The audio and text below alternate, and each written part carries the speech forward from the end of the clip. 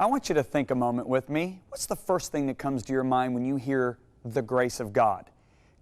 Maybe get a little piece of paper right now and write down what your descriptions or definitions are when you hear the grace of God.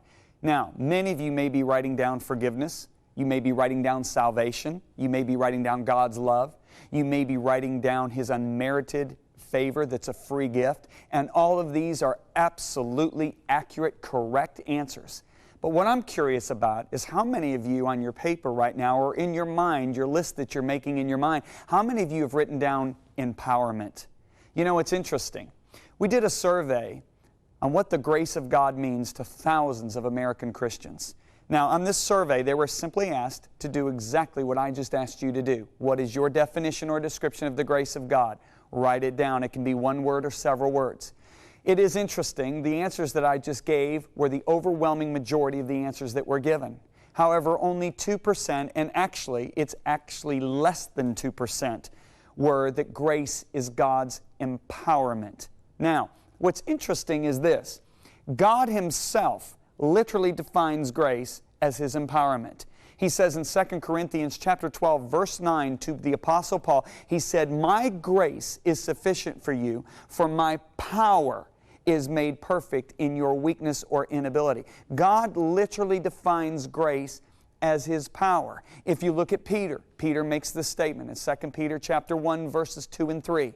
"Grace be multiplied to you in the knowledge of God as His divine power."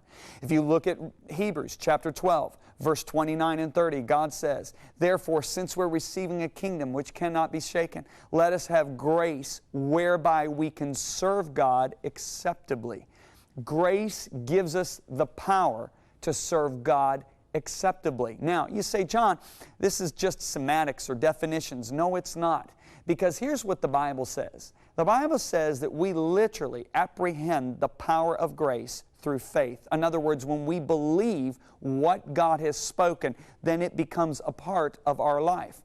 With many Christians today, they are living in their own natural ability, when in reality, grace gives us the ability to go beyond our natural ability.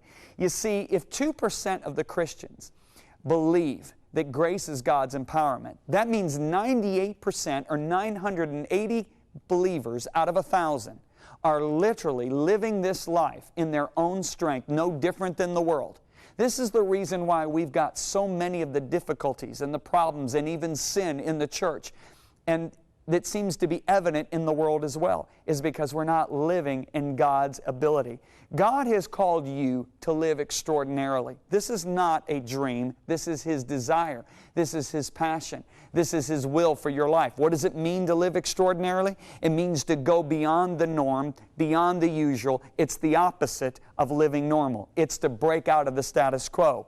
Well, there is no way that you can live an extraordinary life except through the grace of God. When you realize that God's grace is also not only His forgiveness of sin, but not only your entrance into heaven, but also His empowerment in your life, well, guess what? You begin to do exactly what the Bible says. You begin to live as a light, a bright light in the area, the sphere of life that you're called into. Jesus said to us, we are the lights of the world. We cannot be the light of the world in our ability. We've got to do it by the extraordinary power of God's grace.